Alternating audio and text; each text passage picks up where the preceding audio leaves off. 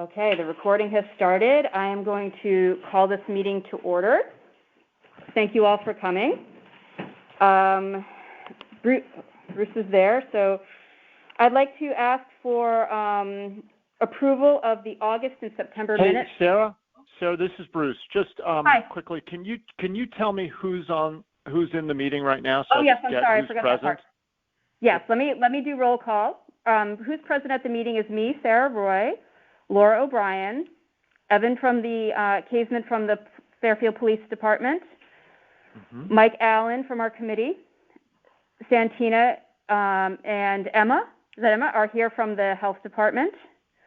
And in the public attendance so far, we have Laura Granstedt, Mary Ellen Luby, and Bob, I missed his last name. But we can get that when he speaks. Okay. Okay. Yeah, go on, I'm sorry. And Bruce, I don't know if you heard me say, what is her name? Karen cannot come, Nate Rex cannot come, and I'm not sure about Scott. I thought he was attending. Maybe he's running late. Okay, thanks. Okay, so approval of the August and September minutes. For those who aren't aware, we had to postpone review of the August minutes because during our September meeting, which was a special meeting, you're not allowed to review and approve minutes during special meetings. Motion to approve. Motion to approve by Mike. Bruce, that was Mike Allen, motioning to approve the minutes. Do I have a second? I'll second. You'll second? You don't need to write down who seconded. Okay. That's not. Laura seconded, just in case Bruce is curious. All right. Okay, thank you. Bruce, Bill Hurley just joined the meeting from the Public Works Department. Okay. All right. And Scott, I think, is on the phone. Oh, Scott is on the phone, and Richard Saldano's on the phone. I'm sorry, Richard. It's reminding me because on my agenda we're doing a new committee welcome.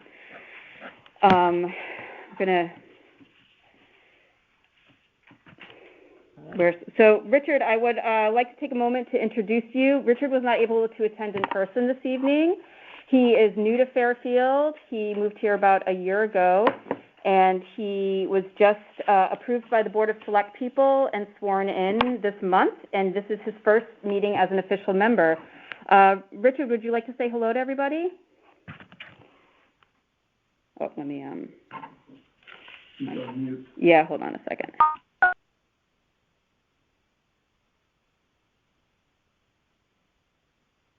Richard, are you there? Richard? Hello?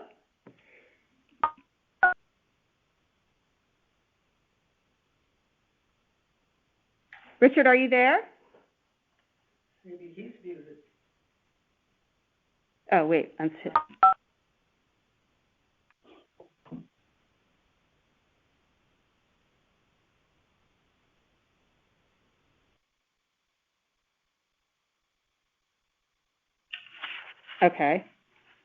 Hey, Sarah, can you hear me? This is Scott. Yes, Scott, we can hear you. You might want to tell Richard he needs to press *6 or *6 to be unmuted.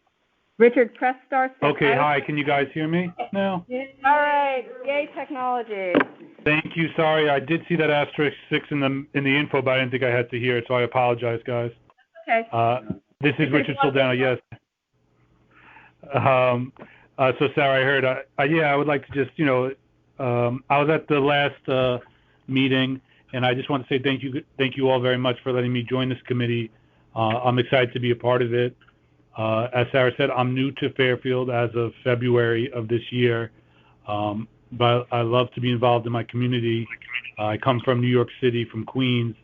I have a wife and a son, and that's kind of what prompted us to move out of the city. My son's about 15 months old now. So we've been loving Fairfield. We fell in love with it when we first came, and a big thing I like to do is walk around. I'm a big bicyclist too, and I've just really been soaking up all of Fairfield. And again, I just can't wait to be a part of the town and get more and more involved. Great. Thank you so much. And we're going to move on. Thank you, Richard. We're really excited to have you. And if you don't recall from our last meeting, Richard is an attorney, and I'm very excited, not only because he's passionate about community and serving community, but he also has, obviously a lot of skills, experience, and knowledge about law, which I think is an important skill to have on our committee. So I'm excited to have him. And what's Richard's last name? Oh, Soldano. Soldano. That's right. Moving right along to our new Fairfield Police Liaison, Evan Kaisman. Am I saying your last name right, Kaisman? Yep. Evan is joining us for his first meeting. As you recall, we've had a liaison in the past, and then with the pandemic, we, had an absence for quite some time, and so we're really excited that Evan's been designated as our new liaison. If you want to say hello, Evan. Sure. I'm Evan Kaisman. I'm a Sergeant, Fairfield Police Department. I am in charge of our Special Services Division. I'm the Sergeant in that unit. And our Special Services Division encompasses our accident investigation and traffic enforcement, as well as Marine unit, and a few other things. But that's kind of how I fell into this role of being the liaison for the police department with this committee. Is the direct tie to traffic control, traffic enforcement. So it kind of just fit that I'd be a part of the liaison on behalf of the police department. Thank you. Perfect. Welcome. And did you catch everybody's names? I did. I'll probably forget. That's okay. There's not a test at the end, so it's okay. Just want to make sure that you feel welcome. So I put you first, moving right along to our town of Fairfield updates, since you're already talking. I figured we could be talking. And you'll notice I have put time limits here. I'm going to try to be a bit of a stickler for that, just so we can stay on task and get everybody out of here for 7:30. So when you have about 1 minute left, I'll hold up a finger to give you a warning. And if we're deep in the middle of something, we'll have to try to wrap it up and table it for next time. Or if it's something we can talk about outside of a meeting, in some legal fashion, then that's what we'll do. So, Evan, we'd love to hear some updates from you regarding police efforts. Sure. So, typically in the traffic unit, the biggest complaint that we get is speeding in town. I think it's pretty obvious that everybody has concerns about their particular neighborhood. People want everybody driving the speed limit or slower, reasonable speeds in their neighborhood. So our best methods for enforcing speed limits is just police presence. We do a lot of enforcement. So for the traffic unit, we are assigned myself as a supervisor, and then 4 people who are assigned directly to the traffic unit. So their sole responsibility is traffic enforcement. They also assist with accident investigation, but the 4 guys that we have are very active.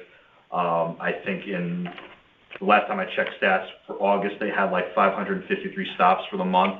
The majority of those are speeding complaints or speeding violations. They do take a lot of enforcement too.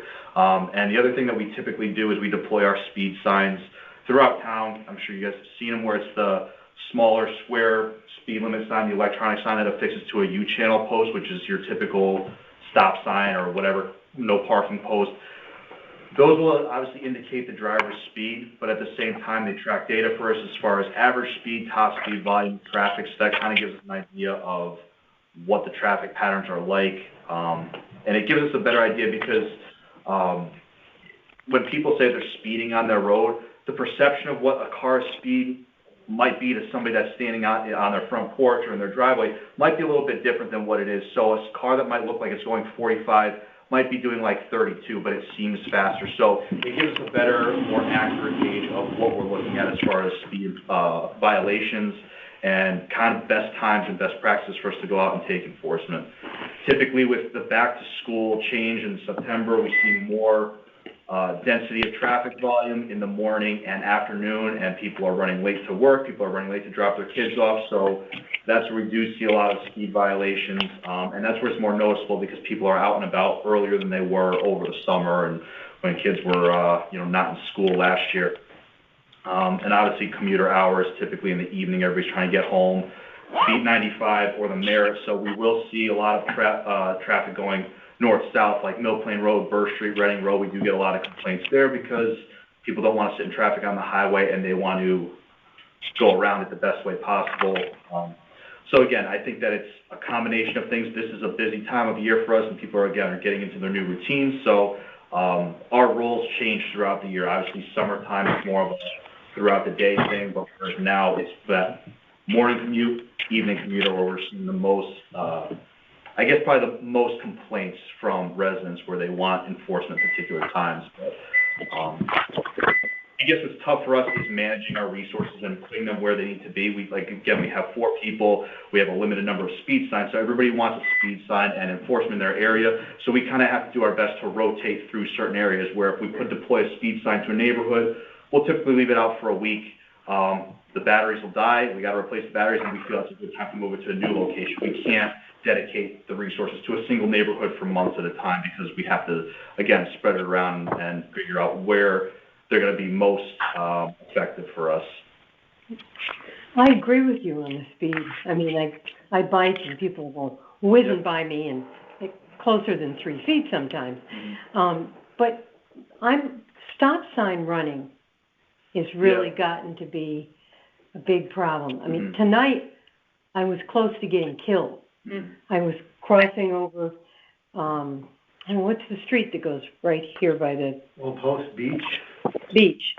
Crossing Post, coming down Beach. On your bicycle? No, driving. Oh, okay. This was driving. And the light is bright green, and I'm going, and somebody's going really fast through the red light. It was red by then. I mean, there was another car too that was about to turn, and it was so close. I don't know what to do. Yeah, I mean, obviously there's no way for us to be everywhere. We do the best we can with what we have. And another thing too, that in the traffic unit we all drive unmarked cars. So it'll be an all black or an all silver car. So people will say, I don't see the police in my neighborhood. We're there, but for traffic enforcement purposes, we don't have a car plastered with Fairfield police on the side because it's a little bit more discreet. So if people don't think we're in a neighborhood, we probably have been there or are there periodically. You might not see it. So the marked patrol cars are assigned to the regular patrol unit, patrol division, and their primary function is just responding to the 911 calls and call for service. Evan, you do have about a minute left, Sure. and I do have a question. Thank you for that explanation.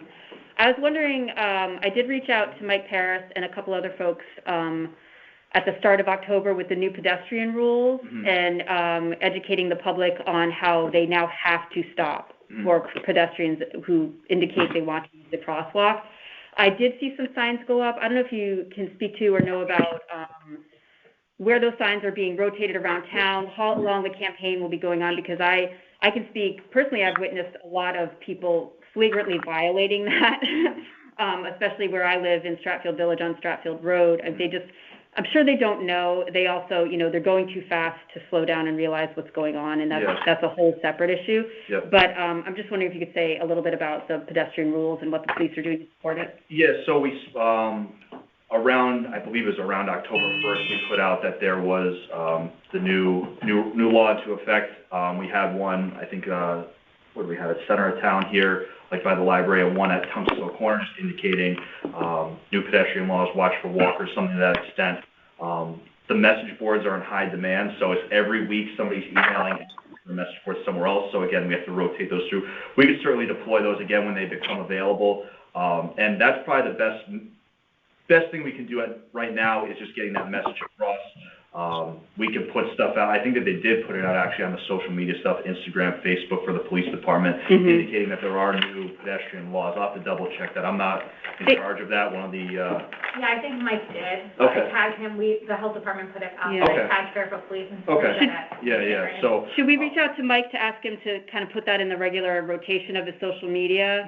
Mike Stahl. Mike Stahl. Yeah. So he does a lot of the social media stuff for us. Right. Yeah, because that would be helpful. You have a great following, so it would be nice to reinforce it. And like I said, when we get the message boards available, we can put them out. I think it's Restaurant Week coming up. So I saw that. Yeah. There's paving somewhere else, so we have to rotate those around as needed. Cool. And I don't need you to answer this, but if I could add one more thing, I bike around town more than I drive, and I would say 80% of the pedestrians walk on the wrong side of the road. when they're back to traffic? Yeah, so, I mean. How can we inform them? Can you guys just like stop and yell out the window and say, you're a lot safer on the other side of the road, which I sometimes say to them and they look at me like I got three heads. Yeah. All right, we are. I know. No, I told him he doesn't have to answer. Yes, just something that's to think food about. for thought for the future, and we'd love to support you, whatever the police decides to do about that. Great. So Santina and Emma, we're going to move along to you for a health department update. Yep, so for those of you who don't know me, my name is Santina Duranson. I'm the Assistant Director of Health for Community Health at the Fairfield Health Department. I submitted the grant report. Thank you, Phil and George at DPW. It was way too close. I am sorry. Karen. So just so you know, we allocated $11,760 for the Lincoln Park, Jackman Avenue project. We ended up spending $11,830 and a penny. So we were over by $70 and a penny. And I talked to Sam's, my health director and the health department will be taking over, covering that overage. Thank you. Of that all, $1,400 and almost $1,500 was spent on advertisements and printing for bike. We got 250 bike reflectors. We got 250 wristbands, which I packed up and I forgot them, Sarah. I apologize. Oh, I meant to bring them, but I can swing by your office one day. Okay. Yeah, no problem. So we got the wristbands. We're waiting for the bike reflectors, and then the other ads went towards. We did a weekly social media campaign, which also included the October 1st, and we got thousands of reaches, which is really good. If anyone wants to know the numbers, I can forward that report over to you. Yeah, that'd be great. But that is all set and done.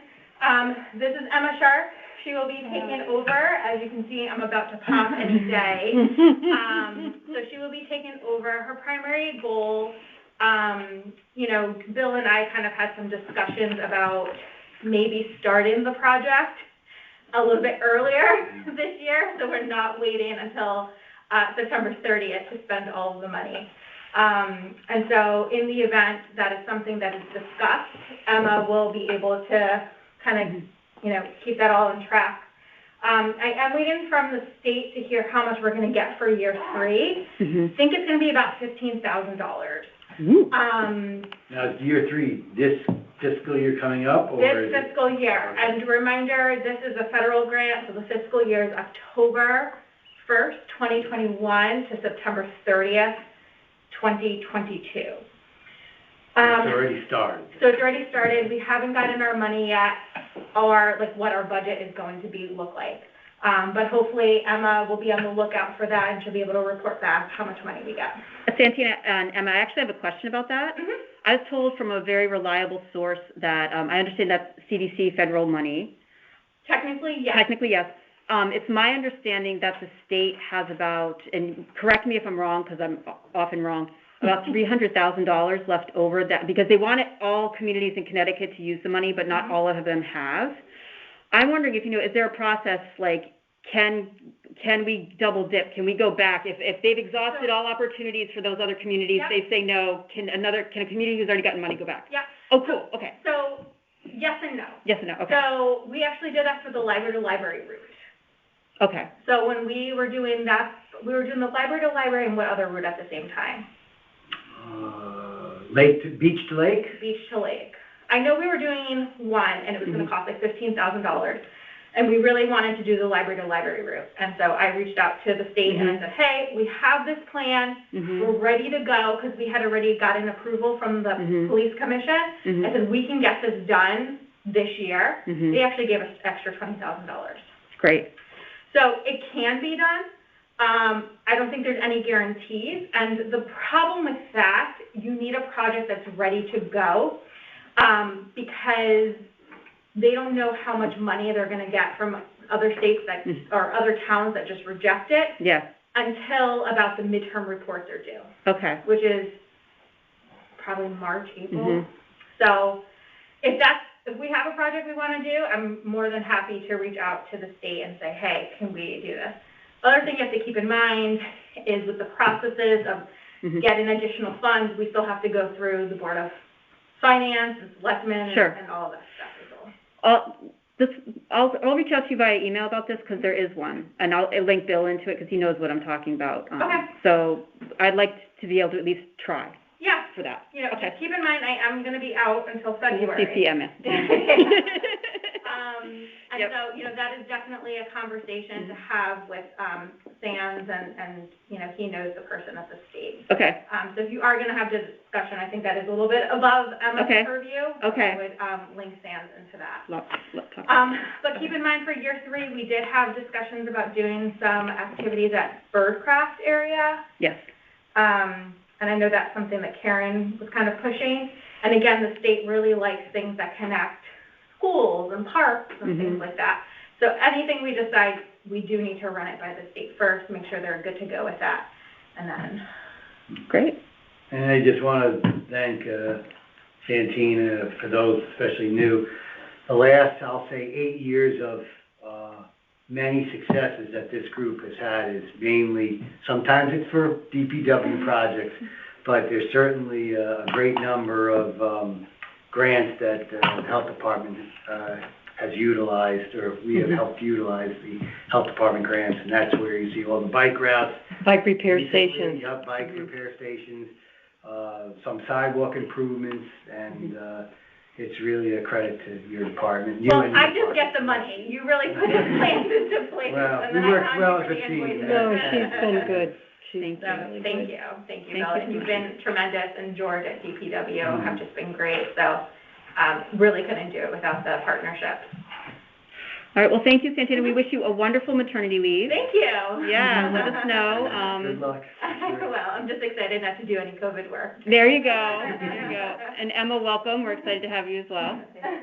All right. Joe, that was the only way you can get away. Yeah. Wow, what a decision. A lifelong decision. All right, Bill. Bill, what you got for us? Okay, yeah, as usual, I prepared slightly for this meeting, and I apologize. I do have some blow-ups, and just one thing that popped up, it just shows you how things can change. About 6 months ago, or a year ago, they had a grant, the state had a grant for RRFB, that's the Rectangular Rapid Flashing Beacon. We were able to get a list of up to 5, and to our surprise, the state said, we'll approve 3 of them, but it wasn't number 1 and 2, it was 3, 4, and 5. So I've been going back and forth with the state, and they are willing to approve 1 of those 1, 2 locations. And I have a map here. Unfortunately, those who are not, they're all on the line that are not here, but I could simply describe it. There's basically 3 crosswalks right from this location at Beach Road and Old Post Road. It's a 4-way stop. So you wouldn't use a warning light there. It's already stop control. Then there's another existing crosswalk right by the Town Hall driveway or Town Hall Green Road, and that's what caused the problem. You're not supposed to put an RRFB at an intersection, and so they went bonkers over this. When I had to explain to them, it was someone from the historic district that wanted to let people know that this was the town hall, that it's not really a road, it's a town driveway. And after many hours explaining that, I finally convinced them for that. And then there's the 3rd crosswalk, which is by a hydrant, kind of near Burr Homestead, but it's really near the St. Paul's Nursery School. Upon research, when they realized that this was just a driveway, they said that, well, RRFBs, there's no federal law on how the separation distances are, but some states, some states have it as 1,000 or 1,200 feet apart. If we had these, they'd only be 230 and 270 feet apart. So the RRFBs are, okay. I'm sorry, it's not opportunity for public comment yet. Oh, okay. Sorry, All Laura, right, I'm going to have to ask you to sit. Yeah, but Please save the I tell you question. what, that one I have circled is what it is. I don't understand what we were just talking about. Yep. So anyway, we were only allowed to basically select 1. So I'm going to have a meeting Wednesday. I just emailed Mike Paris, and he responded. I did not email anybody from here, because I figured I would discuss it with you, but you're certainly invited to come if you wanted to, or you want to have input here. But basically, the decision is option one would be to have the, I think it was option A was crosswalk here at Burr Homestead. The Burr Homestead, Near Burr. really near the St. Paul's Nursery School. Yeah. They haven't been able to hire a crossing guard, and there's a lot of activity there that I've seen, especially morning and afternoon drop-offs. Option two would be to put it where the other existing crosswalk is, I might have them out of order, so I apologize. I just wrote the email not too long ago. Where it's an existing crosswalk, where it's kind of in front of, I don't know if this is the Operation Hope or it's a supplemental building. Yeah. And the diagonal crosswalk of Town Hall Green.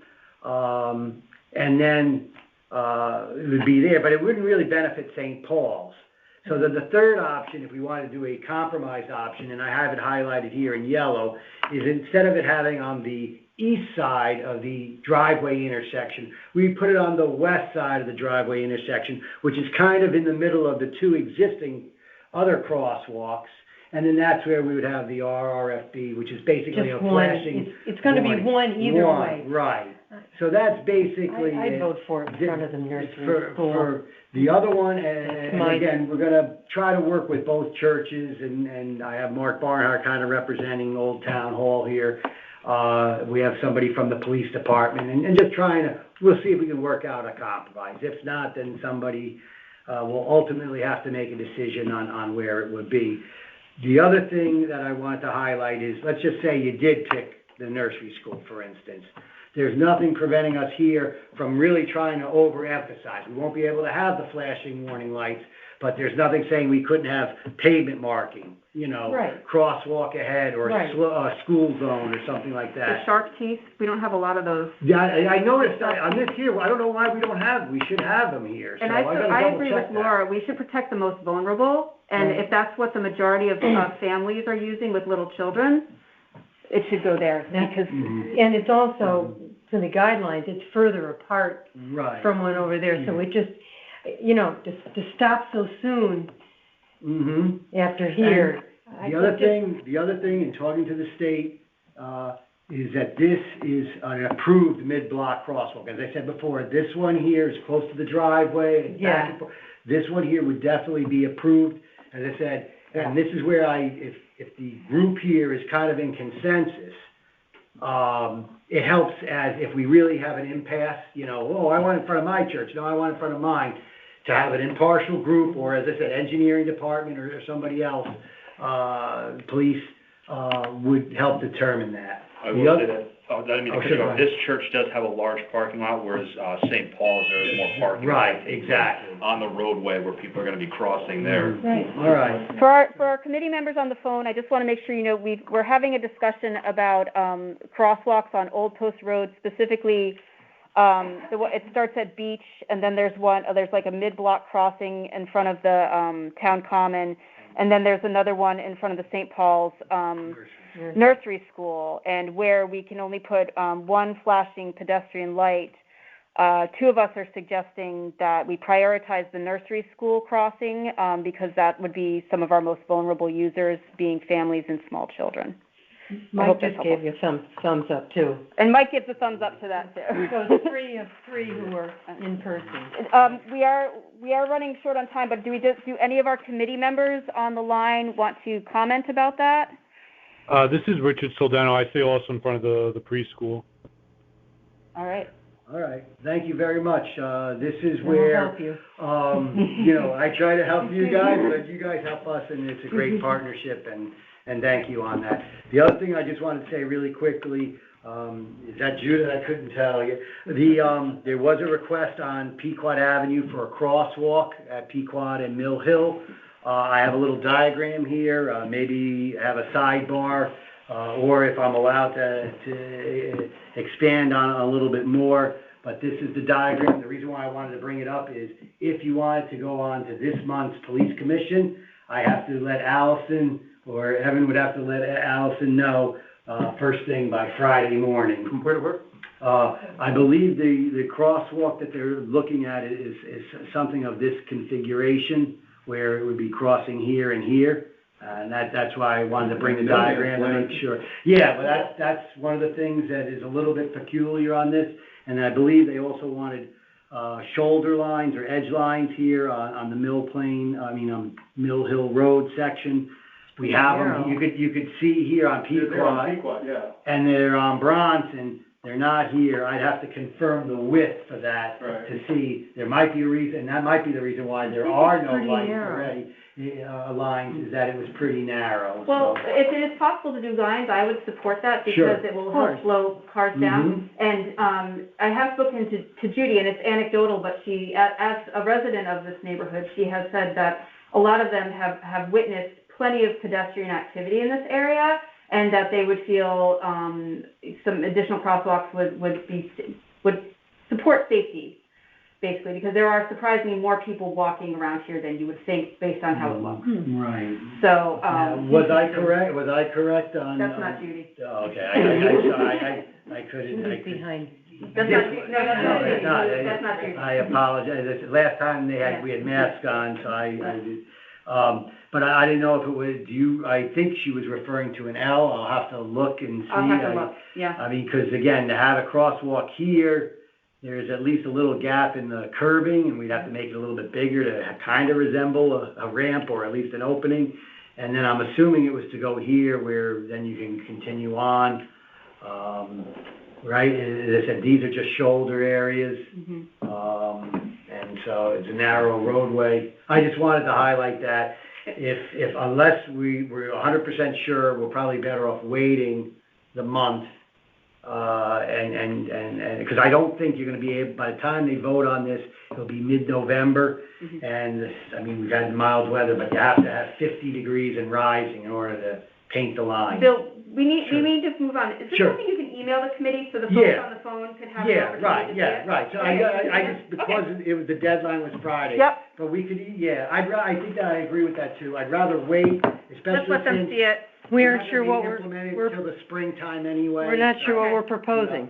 Yeah. Right. Yeah. And the other thing, real quick, was working on like 4 or 5 different grants, and if anybody wants updates on the grants, please let me know, and I'll take a look at it. And the last up to date, and I know Sarah has been involved, Stratfield Road, I received a call from Kristen McCarthy-Vey asking if the engineering department would support a road safety audit. If it's done by the state, I said yes, but make sure it's more of a pedestrian feel. Sometimes when they do a road safety audit, they should consider all road users, but it might be just, warning signs or curb signs or something like that. If for some reason they say they can't, then the other option is, and Laura, you participated in a couple of these, the ones at Southport and the one at Stratfield, Grassmere. We had road safety audits, and eventually they led to grants. Right. And so the only thing about the road safety audit is, much like when you have somebody, say, from an insurance company come and look at your house, that's great, but if there's any major things, you got to tackle them right away. And so that would be... What part of Stratfield Road? I believe it's the section south of the Four Corners Streets Grand. Okay. So I'd say off the top of my head, Montauk down towards Collingwood, that area there. And Collingwood is one of the intersections that the state is going to be improving. And so we have our ear close to what they're going to be doing, where they should have countdown pedestrian, and handicap ramps for that intersection. So, okay. So Bill, if you could just, if you could email me about the grants, and I can forward it on to the committee, that would be great. Sure. And I was going to mention the Stratfield thing in my report. So thank you. Mary is moving on to Forestry and Sustainable Task Force. Mary's not here. She never got back to me about participating this evening, so we're going to cross her off. And we're going to... 5 minutes available? Yeah. Well, just real quick, I thought she was, I don't think she's on the line. I know Mega had all intentions. She's one of our new engineers at engineering. Oh, yeah. So she could help out. And I don't know if she's on the line or not. I don't think she is. Not, she was gonna try to make it, and then perhaps at one of the next meetings or whatever. That'd be she great. can pop in, That'd be great, yes. especially if I can't make it for some reason, so. That would be great. Love to see it. All right, thanks, Phil. So moving along to committee updates and new business, Laura's going to report on financials and also talk to us about transitioning in her stepping down. Yeah, I'm planning on attending the next board meeting, but not after that. And I don't have any official title on this, but I have kept our financials for this committee. It's a strange situation. We are not a legal entity of any sort, so there's no way for us to get a bank account. So what we're able to do is get the town of Fairfield to give us our own little account on their balance sheet, if you will.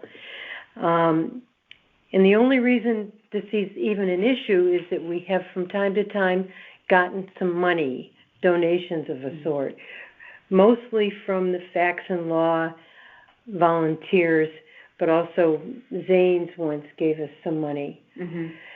So we've total, in the whole 8 years we've been around, had $1,763 come in, and then we've spent it on banners, flyers, the hanger for the bicycles, on handouts and the table runner. You've seen it because I dropped it off at your house.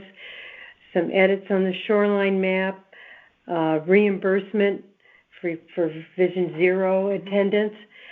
And we have a balance of $615.45. There's been just about no activity other than the Vision Zero reimbursement. The last time we had any activity was in August of 2019.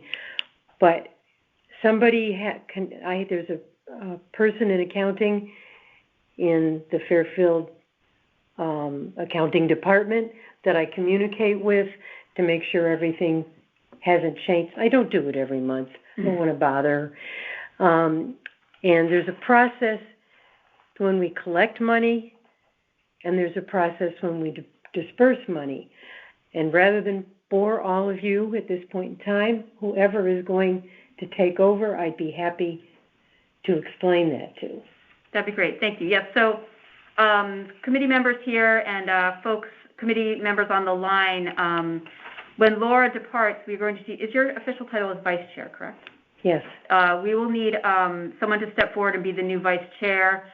And as Laura explained, your responsibilities would be to report on financials, and also in the event of my absence from a meeting, which will hopefully very seldom happen, but if I have to be absent from a meeting, you would run a meeting. The financials doesn't have to be with the vice chair. It just happened that way because I've always done finances. That was my career. Oh, okay. But it really can be anybody because it's not an official title. Okay. So if that makes a difference. But somebody, I would hope, would step up between now and November so I could, at least for the financials. Yes. We could worry about the vice chairman in December. In December. Yes, so if everybody would give that some thought, we will need somebody to step up to report on financials. It sounds like it's a pretty simple and not at all time-consuming responsibility. Whoop. All right, and that's my time. So moving on to my chair report. I'm going to time myself too. So I have been very busy trying to do a lot of outreach to other organizations and folks at Town Hall to get a sense for what's going on both within our community and around the state around road safety advocacy, bicycle and pedestrian advocacy. Bill knows I met with Mega Jane, who he mentioned. She's one of the newest engineers in town. And we had a wonderful meeting. She came and walked Stratfield Road with me and agreed that it is very unsafe for pedestrians and cyclists. She has invited me to go walk Post Road with her next week, and I'm trying to nail down a time and asked if committee members who are available could join as well, if they'd like to. So I'll let you know about that, Mike. Who else have I did attend a Vision Zero. There's a state Vision Zero committee that was enacted with the pedestrian rules that took effect October 1st as part of PA 2128, that new law. And I attended that meeting to see what they're doing. They have formed a committee that is going to report, I think, in February. I think they have to report to the state legislature in February about how they're going to proceed forward. I took part in a Strong Towns question and answer session. Strong Towns is an organization that is looking to strengthen communities through effective ways of development, real development, small development, housing, and road design. I met with Doug Housladen and Holly Parker. They are, Doug's out of New Haven and Holly Parker is out of the Hartford area. Doug is a road safety justice advocate. He's currently the parking administrator for the city of New Haven, but they're doing some really excellent stuff around protected bike lanes in New Haven, and he's willing to come and talk to us about that at a future meeting. And Holly is a multimodal transport expert. She started a multimodal, which for those of you, it's about scooters, bikes, walking, everything in addition to public transport. And she started a multimodal program for Yale University, among other things. I had a remote meeting with People Friendly Stamford, which is an ad hoc group. They're not a town committee, a city committee. They're not a nonprofit. They're just a bunch of citizens who are trying to improve conditions for cyclists and pedestrians in the city of Stamford. They have a monthly happy hour, I guess. They've invited me to attend, hoping to, and I can let you all know if you'd like to talk to some fellow road safety friends. We can do a field trip to Stamford. Next week, I'm speaking to a woman from the Norwalk Bike Commission. They are a commission, not a committee. That's new, that they have that designation. I'm going to find out what they've been up to. And let's see. November 16th, there's going to be a Stratfield Village traffic meeting that the Stratfield Village Association is putting together. It's tentative. It hasn't been firmed up yet. I also attended a Meriden's Complete Streets online seminar. You were on that too, weren't you, Laura? I was. Yeah, that was very interesting. Some of the creative stuff they were doing with crosswalks. So that's what I've been doing. I feel like I do something pretty much every day to try to support our work. Does anybody have any questions about that from the committee or no? All right. So yes, I will let folks know about next week the post. Hey, Sarah, can you hear me? Yes. Scott here. You asked for questions? Comment? Hi, Sarah. Yeah, that was sorry. Excellent overview. I mean, you've been busy, which is phenomenal, and great for a new chairperson to be so active with the committee. So thank you for doing so. Did anything that you participated in lead to any potential agenda items for us going forward, or perhaps even action steps for that matter? Because certainly you're quite active. I would think maybe something might be able to be shared with, and we can bring it up for one of our committees going forward. You know, I had it on my notes and I scribbled it and I couldn't even read my own writing. So yes, some action items for us for the future. I will forward this in a email after our meeting. Doug is part of an organization that does an adult bike safety course. It's supposed to be really fun. You know, it's sort of a classroom setting, but then they go out into a parking lot, and it's for adults. It's not for children, but they teach people about riding safely amongst traffic. And it costs about $500, but I was thinking we could approach Velofix or a local company about sponsoring if this is something we'd be interested in hosting for our town. I can send you the information, and you can take a look at it, and we can weigh in on it as a committee. We've also been approached by Sean at the Sustainable Task Force. I just got this yesterday. I'll forward it to folks. Down in Maryland, they're doing a walk-in-hour where they take people on walks to identify both, safety concerns and ways to, like you mentioned, walking properly in the street to keep yourself safe. And she said, wouldn't this be a great thing to do for Fairfield? And I said, absolutely. And, we could do it. She suggested we do it around the new pedestrian rules. It could be an opportunity to, again, create greater awareness about having to stop at crosswalks for when you're driving and that sort of thing. So those are two things I will forward after the meeting that we could talk about as a committee and see if we would want to take on. Those are two opportunities. Great. Just my comment on that, and fantastic. The adult safety course you referenced, and yes. You mentioned, I think, $500 for, I guess, paying for someone to come in and educate people about safety with bikes. Is that kind of what it is? Yes, it's paying for their time and materials. And okay. I'll send you, there's an organization that does it. I'll send you their, perfect. Just FYI, you mentioned Velo, was it Velofix, I think? They were like a mobile. Yeah.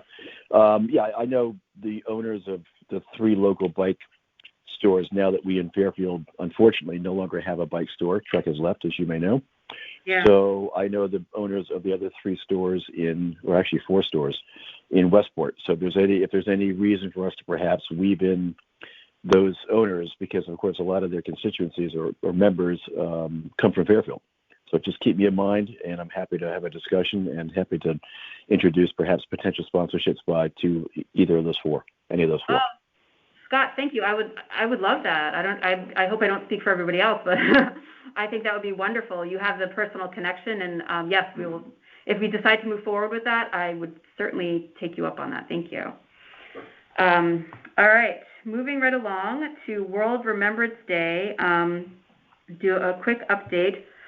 Karen could not be here tonight, so actually, Evan, if you don't mind me asking, give you a little bit of homework. Do you know about World Remembrance Day? I read briefly what you had.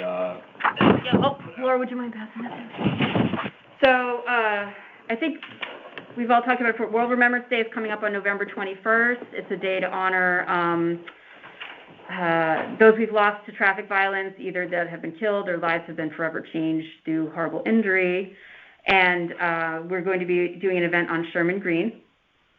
And quickly, Evan, we're ending the event with a walk from Sherman Green to the Mill Plain Road northbound on-ramp where Christine McMahon was killed last year. Mm-hmm. And so I've spoken to Mike Paris about it, but we need to coordinate a police escort to make sure that we get there safely, the walkers. Okay, sure. So if you wouldn't mind helping us with that? Yeah, cool. We'll figure that out too. Thank you. And I sent the committee members a press release that Mike was so kind to put together. Mike, if you want to talk about that. My only copy Evan has right there. Okay. But it's one sheet of there. We have not sent that out. The game plan, Sarah, was to send it out starting this weekend. Yes. We're a month in advance, but also send it out, post it out again. You had your friend who you emailed me earlier today about, who was very involved and actually had some contacts in electronic media, I believe a couple TV stations. Yes. And so once that's sent out, we copy her and invite her to go ahead and follow up with the contacts, and then do so again with 2 weeks in advance. Again, the idea of generating some media interest to come out and cover the event or run something about it. A lot of the electronic media will simply pick up your press release and just run it, yes. So that you're saving the work. But that's the game plan for that. If anybody has any other ideas about how to promote this, let me know. Thank you, Mike. And yes, so she's actually someone that I just met. This is a relative of the woman who was killed on Reading Road on July 4th of 2020. She has become a road safety advocate herself, understandably, because she lost a loved one, and she's going to be speaking at the World Day of Remembrance. And she also has developed a relationship with several folks at News 12, Channel 4, Channel 8, and has them on her speed dial. So she's going to try to get them to come to this event, which is very exciting. And so Mike, I connected her and Mike via email so that we can coordinate promoting with her. And there's also, apparently, I couldn't find it, but there's some social media that's regularly updated in memory of Marilady Aroju, who passed away, or was murdered. was killed on the side of the road on Reading Road, and they're going to promote this event there as well. And so, yes, it's coming up. We're doing promotion on social media, through the press. I'm hoping folks from our committee will be able to attend that day. We're inviting our state representatives, our Board of Select people, the members of the Police Commission. I sent an invitation to Chief Calamaris, everyone who we feel, would be touched by this. And, of course, everyone here is welcome to attend. Is there anything you put on social media, just tag us or let Emma know, and she can get it up and you can reshare. Okay. And then did you want to see if maybe the First Select Woman can get it in her newsletter? Yes, I already asked. Okay. Yep, they're going to put it in not this one, but the next one. Mm-hmm. Yep, they're going to do that. And we're going to put these signs up, these flyers that I passed out, in Independence Hall, this building. Library? Judy Proctor, who you've all met, is going to stop by the library, the police station. And if you got a copy, I can also send everybody the PDF if you want to print it out and post it somewhere. Feel free. All right, we need to move along. Next on the agenda, unless anyone has any questions, I'm sorry. Does anyone have any questions or comments from the committee about the World Day of Remembrance? No? All right. Scott, would you please talk to us about the Share the Road sign options? Sure. Thank you. Thanks for putting that on the agenda, Sarah. I'm sorry I cannot be there in attendance tonight, and unfortunately we don't have a WebEx or a Zoom, so I can't show you any presentation, or for that matter, the signs that I share with Sarah, but we can just talk about it, and perhaps next meeting we can do something that would be more visible. But I mentioned that in the meeting last month that I'd like to at least explore what road signage means, because of course I would think people would agree that the committee itself, we have a lot of discussion about safety. So as a result, I think one of our goals here, mission statements, might be to try to do what we can do to make the roads safer for pedestrians and bicyclists. So I think, apropos of what I've heard here tonight, and I think we all probably look at the signs and whether we stop at the red stop signs or whether we obey the speed limits, we know they're there. So I think there's merit in road signage for educational purposes and to let people know, whoever the audience might be, that there's something they should at least pay attention to. So what I did, and Sarah, you've been very helpful with this, I had emailed Sarah, looking at my notes a couple of weeks ago, with 5 or 6 different signs that I found kind of Googling, and also recognized a good number of those that I've seen around town here in Fairfield and elsewhere that really advise motorists about, I guess, more bikers than pedestrians, although there is some signs that are focused on for both. And I thought it was interesting there's such a number. I think there was 5 from looking at the email. Sarah was good enough to find a 6th one, which I actually think is quite good. We can talk about this. But I think the point here is kind of what we feel as a committee about signage. How do we feel? Do we feel and believe that signage has merit to maybe slow down motorists, to educate them, to give distance to bikers? Maybe to even, be more aware of pedestrians, whether they're walking on the correct side of the road or not, apropos of what Laura mentioned earlier, which I've noticed as well. So there's a lot of different, ways in which, I guess, signage can be of value. I would think it might make some sense to have some consistency around town instead of having, more than 1 or more than 2. I don't know what it is. Maybe the officer knows. I don't know. But I would think if there's an effort to have one sign town-wide, repeated and repeated and repeated, or perhaps for that matter, maybe 2 as opposed to 2 or 3 or 4. And I don't know if we have 2 or 3 or 4, but I think we have at least a couple or more. But I'll just kind of walk through really briefly what a couple of these look like.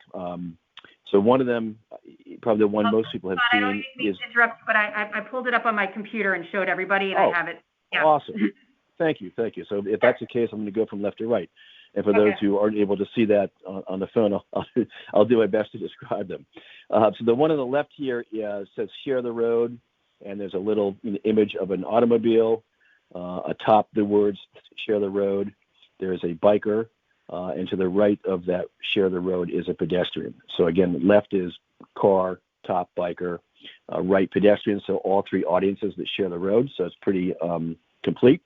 Next one is a share the road with the motorist being a lot larger and the pedestrian, so the biker to the right.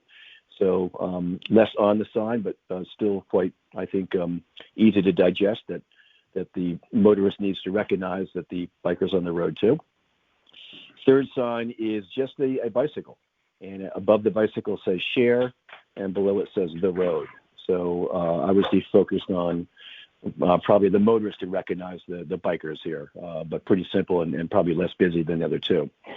Fourth one I've seen here in town says 3, the number 3, below it feet, and below that has a car with an arrow directing it to the motorist and also directing back to the car.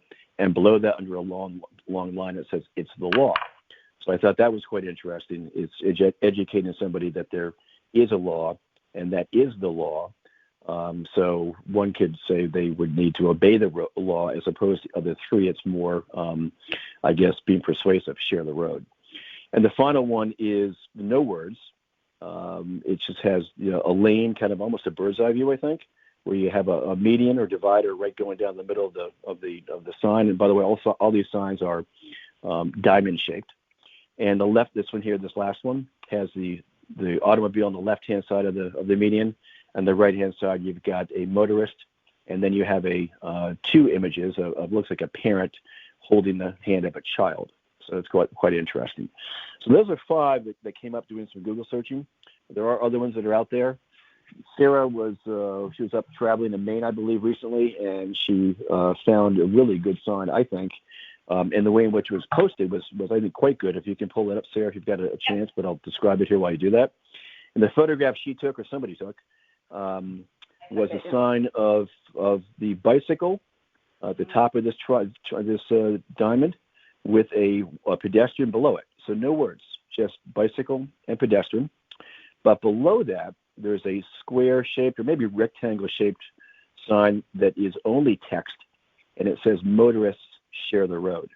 And both of these signs are above a speed limit sign. I kind of like that. I mean, because I think that you could just argue that adding more signs is adding more things for people to look at for motorists on the road, which might be distracting. What I thought was creative about this one is, the speed limit signs that are already up and posted in our town and elsewhere. And this town up in Maine has determined to add 2 signs atop the speed limit signs to educate people about the visuals of the bike and the pedestrian with the words motorists share the road. So just summarizing here, I think there's an opportunity for us to, as a committee, to consider or value signage as a way to educate motorists to, I think what I heard tonight as well, to slow down and to pay attention. Then I think it comes down to, once we kind of have a discussion about this, is if we feel strongly about signage, to try to come up with perhaps a sign or signs we feel most represents what we want to have shown in our town. And then I think the last thing with that might be to consider the location of the signs, because obviously, we can't have these everywhere. We have to probably determine where they have most merit.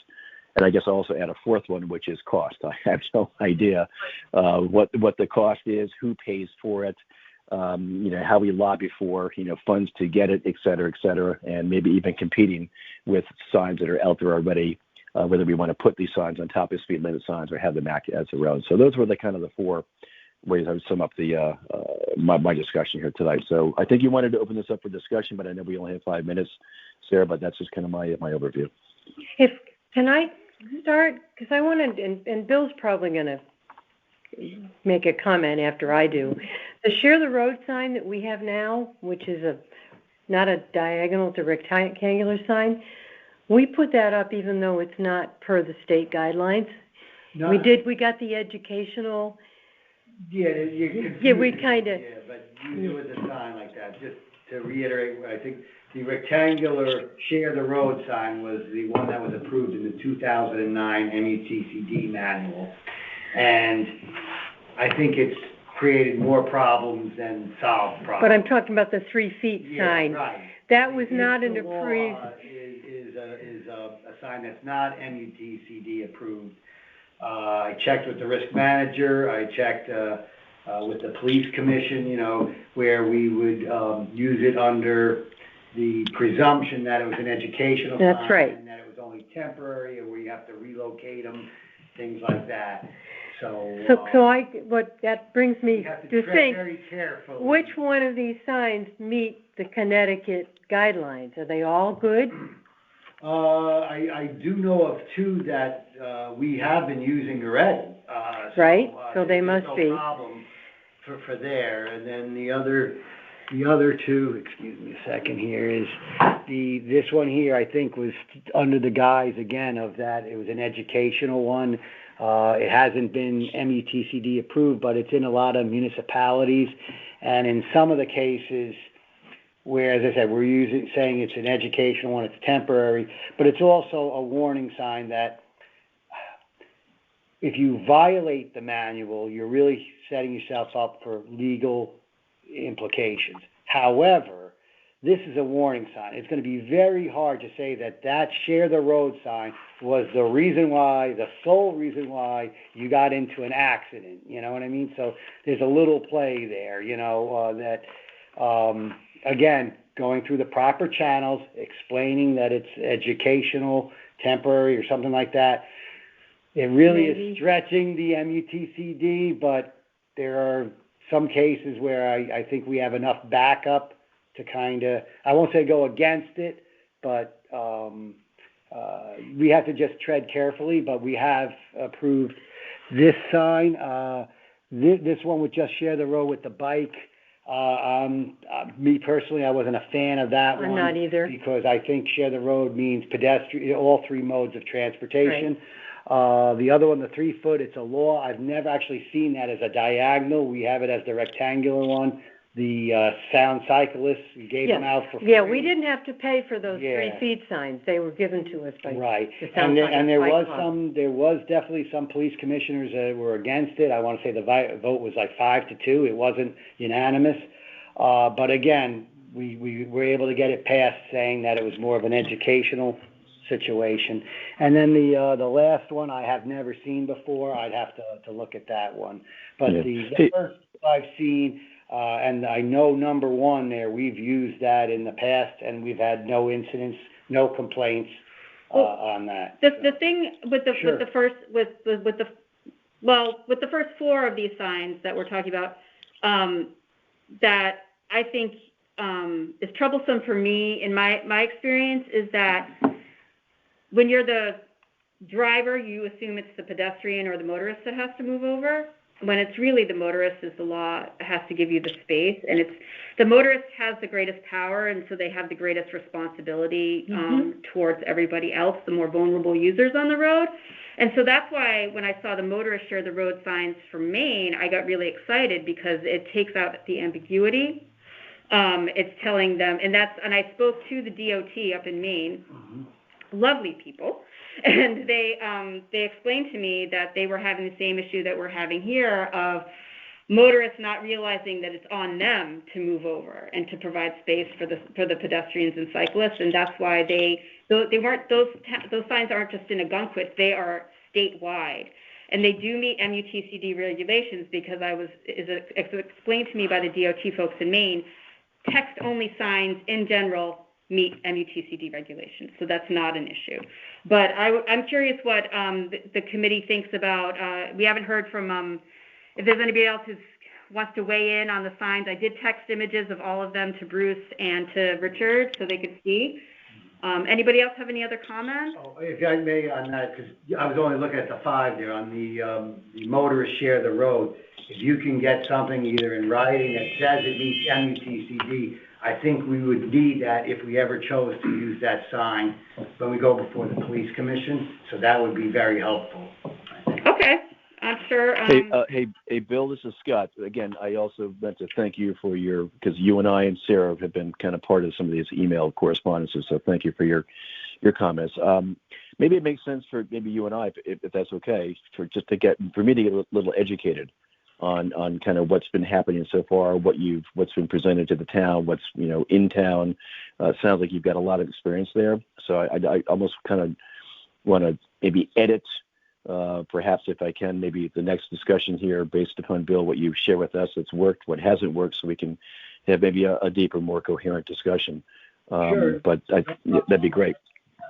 Give Sarah a lot of credit, where right now, I know she's been very busy from all the things that she mentioned, but sometimes I just don't have the time to research. There's no way I ever would have found, unless I went up to Maine, about that. So little things like that are certainly, positive. There are some things that I've been told that are against METCD, like the slow children signs. And there's something about stop speeding, we love our children, or something that's too things busy. like that. To me, that's way out of whack.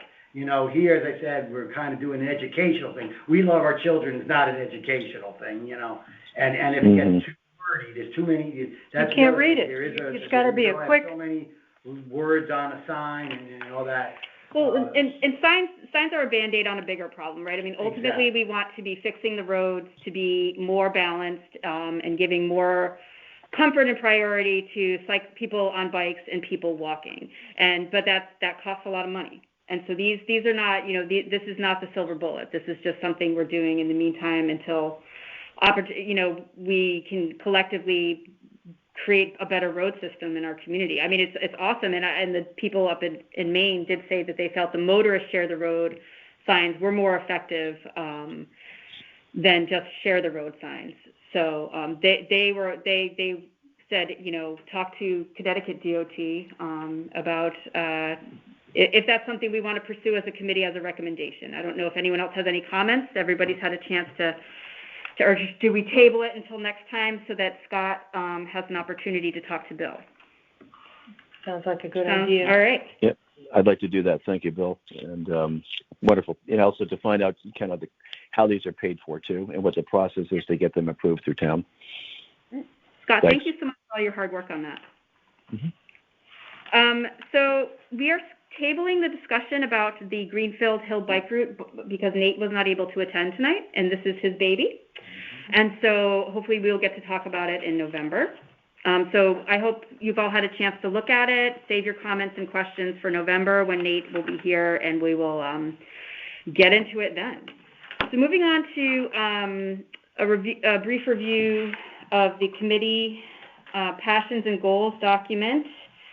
Let me just put my timer on here.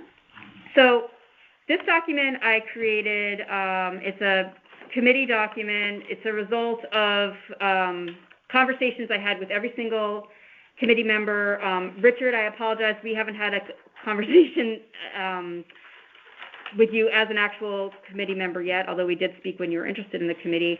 But I took the time to speak to each person, find out what their passions are, why they want to serve on this committee, what they're hoping to accomplish, and what challenges they feel we face or what concerns they have. And I want to start each meeting with a little quote of inspiration, so I'll take the time to do it now. And for those on the phone, it says, "A community is much more than belonging to something. It's about doing something together that makes belonging matter." And that's what I want. Another, sentiment I want to bring to this committee is that we're going to do some stuff together that makes us feel like we're accomplishing things and achieving something positive. And so thank you all for being here. Have you all had a chance to take a look at this? I didn't, identify who said what. It's sort of a amalgamation of everything that I had conversations with folks about, and would just love your feedback because I'd like to shape our goals and our plans for short term and long term around some of these conversations. So, anyone like to start?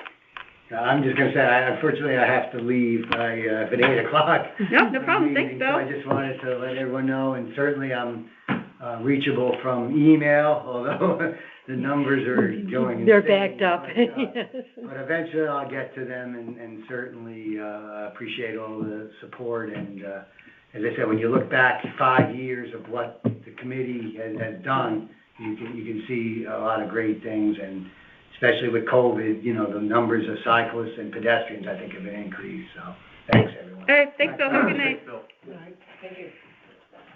All right, committee friends, anybody have any comments about this, or? Laura? Want me to go again? Yeah, go ahead. Some wonderful stuff here, and I have to thank you so much, Sarah, for taking the time to get this exhaustive list. And there wasn't anything I didn't like. I liked everything. The one area that I think it's light on is pedestrians. Okay.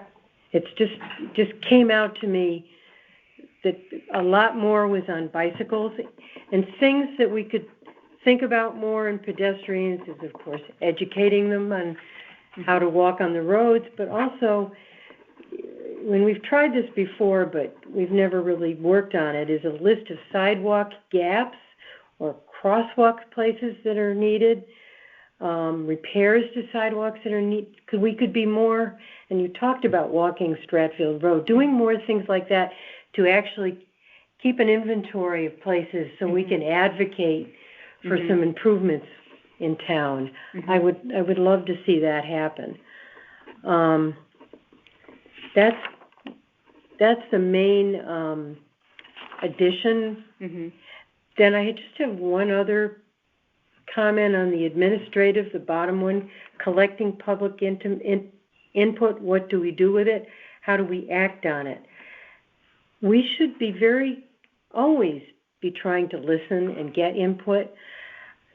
Just what's troubling is we, as our body, don't have authority to act on it. We're almost always going to have to refer it to someone else. So we have to be very careful when we get this input, where we don't raise expectations that we're going to do something about it. Yeah. But isn't that useful? I mean, to be a place, I'm your first stop. No, I'm saying collect it. Just don't make expectations that we're going to make something happen. Right. That's all I'm saying. Listen, collect it, that's wonderful, but don't raise expectations. I think like the Wilson Street thing, which I don't know if you were here for, that came up as a informal, somebody from the public came up and talked to us. Yeah, it was me. Well, that was even better because it wasn't really an individual. It was a group. It was. Yeah. It was a really organized. They already had kind of plans. That's more than just getting input. Right. So that kind of input is great when it's that well thought out and presented. That's easier to deal with.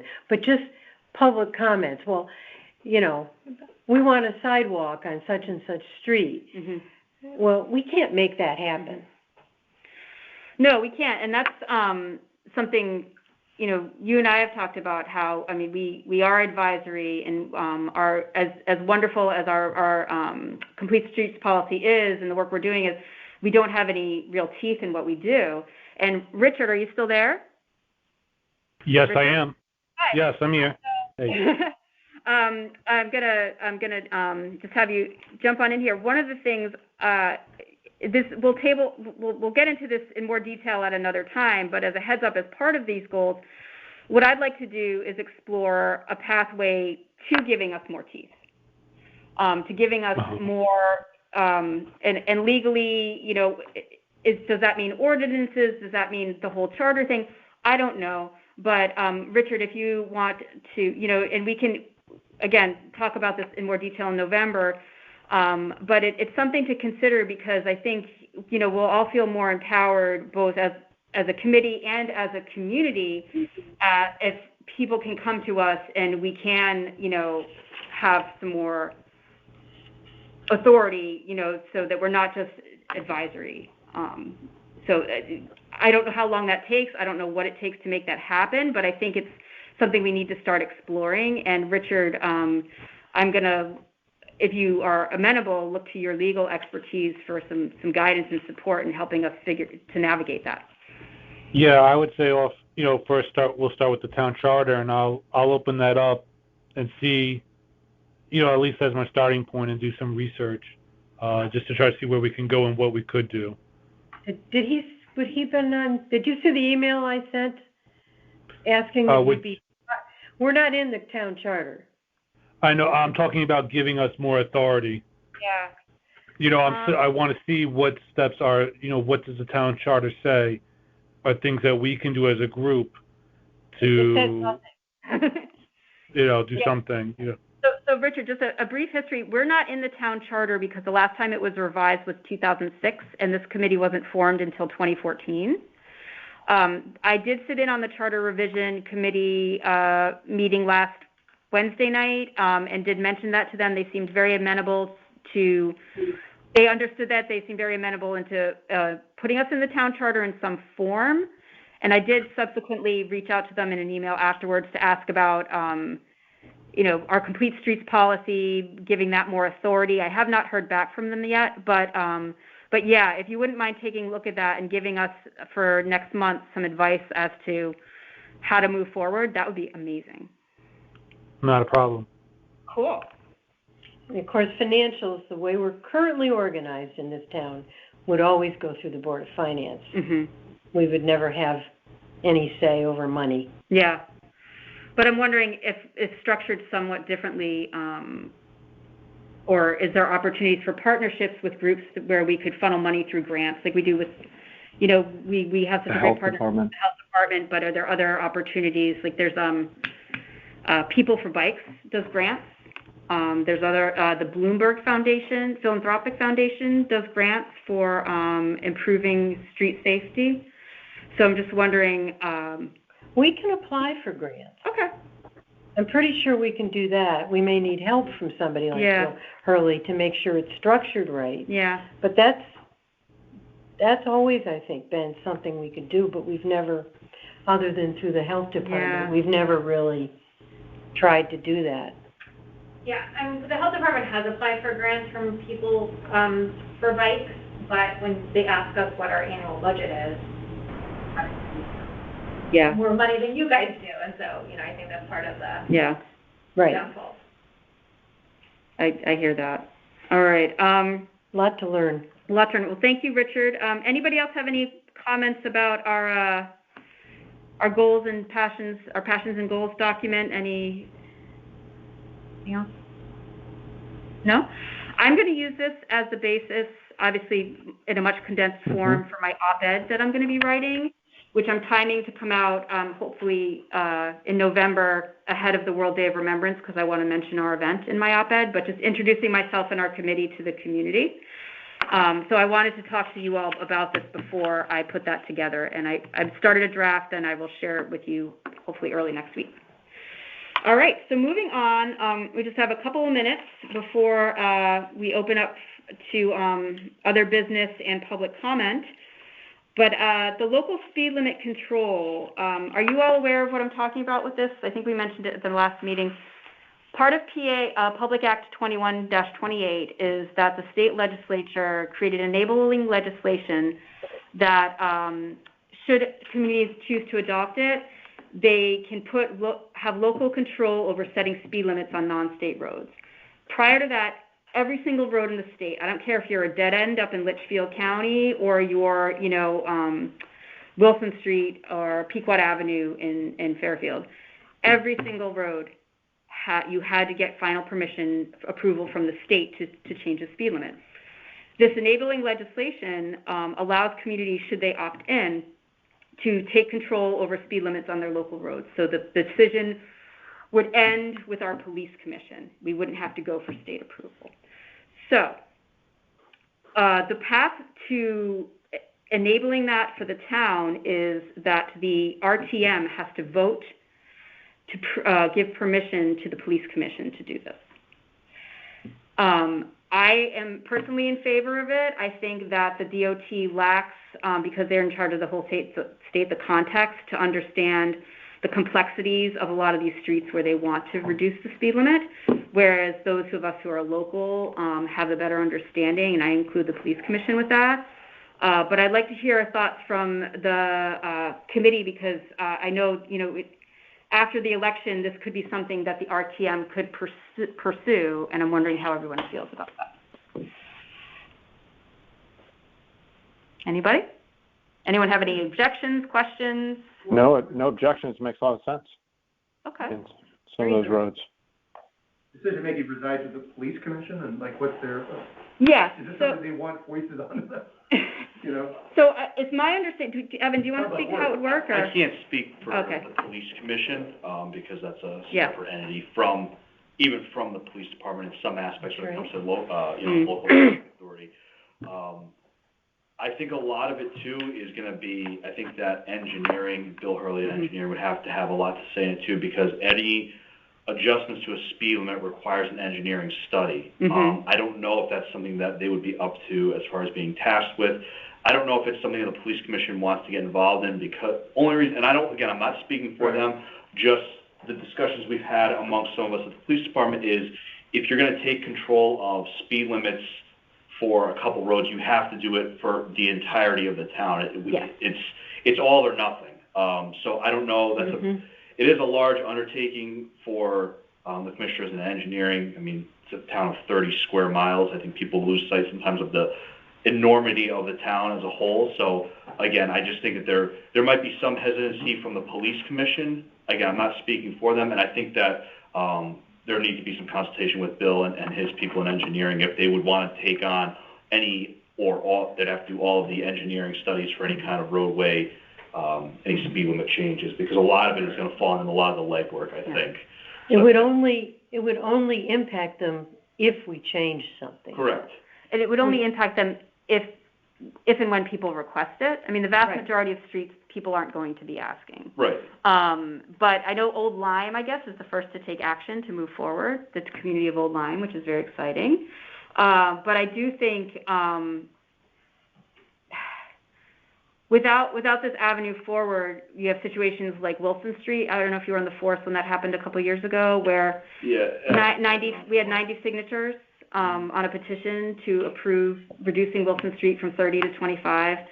The police commission voted unanimously to approve it, and then it went to the state for final approval, and they rejected it. And in my opinion, their report was weak. It did not take in the context and complexity of the street. It did not factor in people walking, people cycling, people pushing baby strollers, the fact that there's 2 school bus stops on that street. It didn't take in any of those complexities. And so I think that's why I would advocate strongly for the police commission to take that on, because they know those things. They live here. And I think, like I said, it's only when people ask to reduce it, and how often is that going to happen? Right. But his point is well taken, because we might get pushback. But hopefully... Again, I'm not saying that it's a lost cause by all means, pursue it if it's something that majority of people want to do. I guess where I think there might be more pushback is if the commission foresees 30 streets in town going, they want 25 to 20 or 25 to 15, because everybody wants slower speeds, everybody wants speed bumps, everybody wants a lot of things on their road. And I think that there would just be a concern of being overwhelmed from their point of view. And again, I'm not speaking for them. And again, for Bill Hurd, I think a lot of consultation would have to be given to Bill, because we don't know how many requests there's going to be for speed limits. It could be 1, it could be 50. Again, I think it's a big town, and speed is a huge complaint that we get, speeding violations. And I just don't know if people would correlate a reduction in the speed limit with then less speeding, because they wouldn't necessarily be one and the same if they would feel that that's the solution.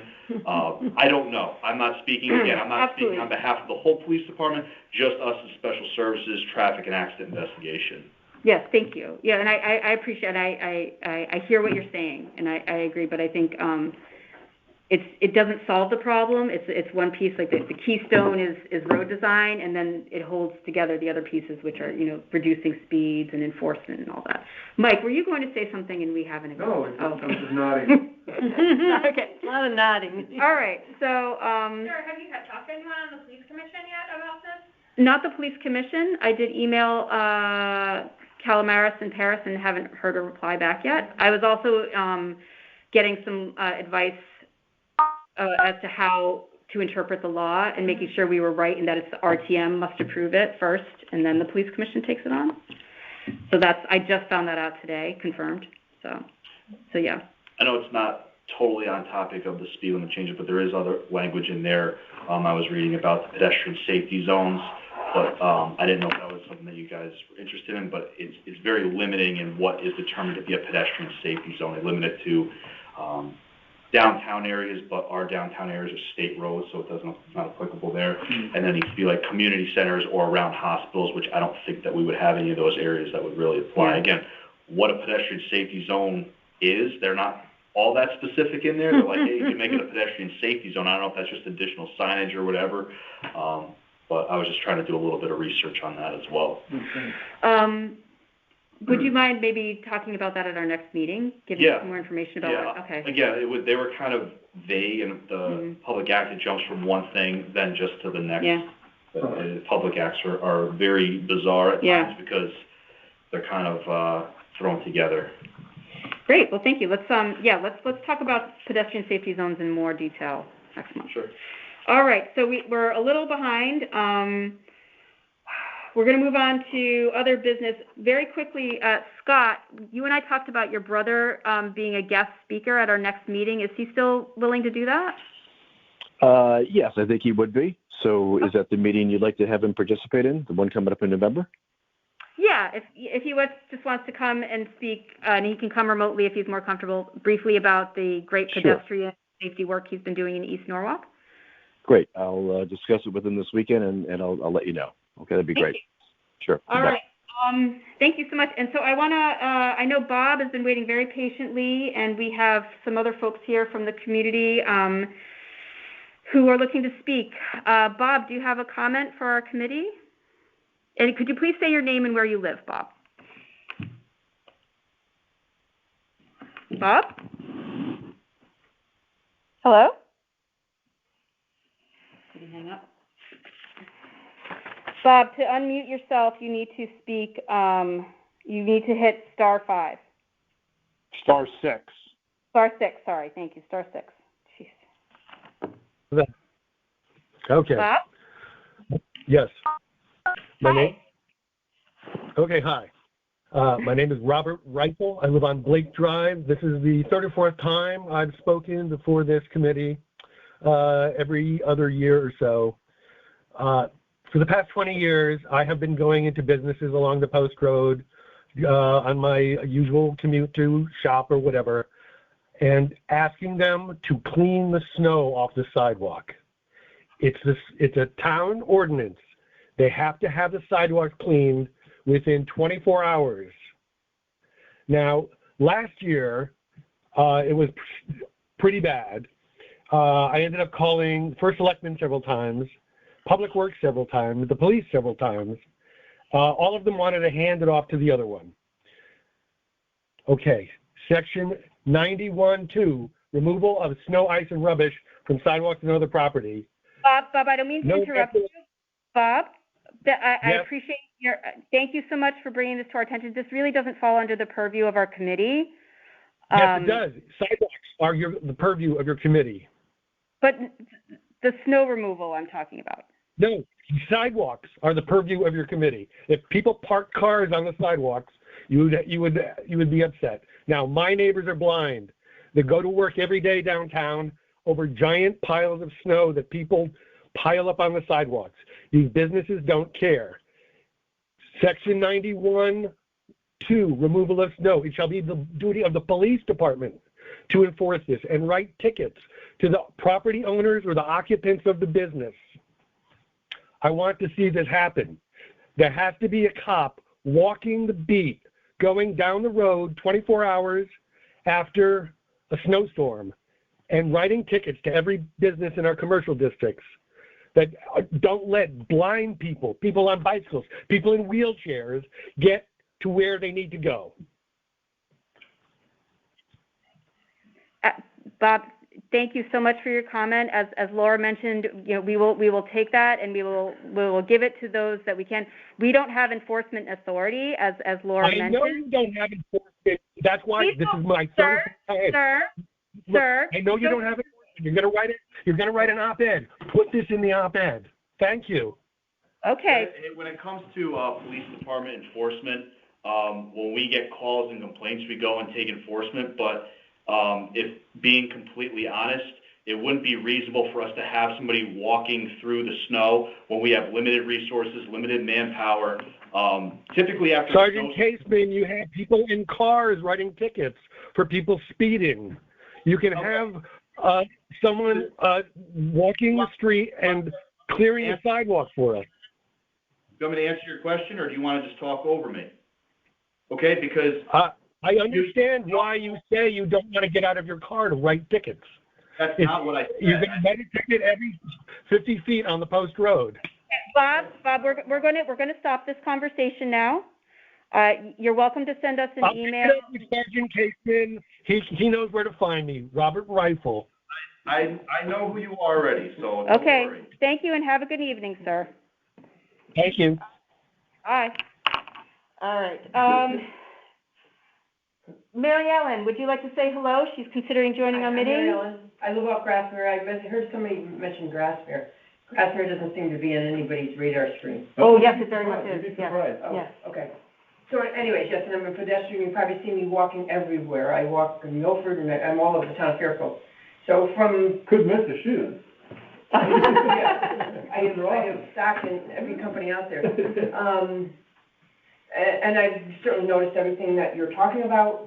I have what I think are ideas and suggestions and opinions to share with people.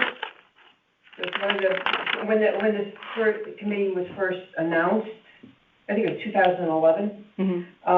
I don't know what happened. I was working then. I was working full time, and I had it in my mind to become part of this, but time just took over.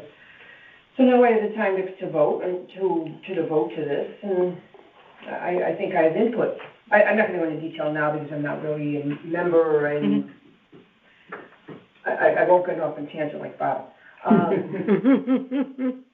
But otherwise, I think the police department is doing a fabulous job. I did that riding along with a cop for the weekend. Okay. For the week, what do they call it?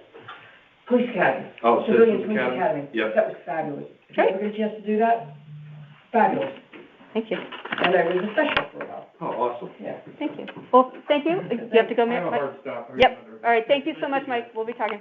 And you can see you're on my to-do list. I was going to call you tomorrow. Okay, perfect. So I will give you a call. Perfect. And Laura is also Laura Grant's considering joining our meeting. Joining our committee. And she'll be reviewed by the Board of Select People probably end of November, beginning of December, when the space becomes available. So, Laura, if you want to introduce yourself. There's an awful lot of business to conduct. And, yeah, I can see where one challenge is people are expecting, having expectations of this committee that either it's not their responsibility or we don't have, the committee doesn't have the resources, and it's really a matter for, for the police or town engineering or their RTM representatives, Yeah. So, one challenge. My interest was I bicycle a lot and walk and drive, so I do all three roles, and I know the rights and this responsibility on everybody's part. And I think a big key to it is education, through science, through classes, through programs in the schools. I think that can be the single most worthwhile thing to try to promote. In Europe, where all three of those groups have their own space. There's a bike lane, there's a sidewalk, and their own signals. Yes. But our, spaces were mainly built, for the automobile, so that's why someone... Actually, horse and buggy. Motorists share the road, because that's who the roads were built for, was motorists, but it's not everyone out there. Well, and those communities, those cities in Europe were like us in the 70s. They just made they pivoted in a different way. Yeah. And they redesigned their roads to be better balanced. In a lot of cases, they had to. Buckled down. Cities were farmed, to the ground, so, but just saying, present state, yes. That is how it is. So, but I do think just, building awareness, education on everybody's part. You go on Pequot Road on a Sunday morning, it's like California, you know, the joggers and the walkers and the cyclists, and the people in their huge SUVs rushing who knows where. Yeah. They going to church? I doubt it. Well, thank you, Laura. I want to wrap things up because we try to keep to time, but thank you, and I will be in touch as we move you along in the process. Can I have a motion to adjourn? So moved. So moved by Laura O'Brien. Second? Second by Richard. Second by Richard. All right. Thank you all so much, and we'll be in touch via email and phone calls until our next meeting in November. Take care. Great. Good night. Thank you all.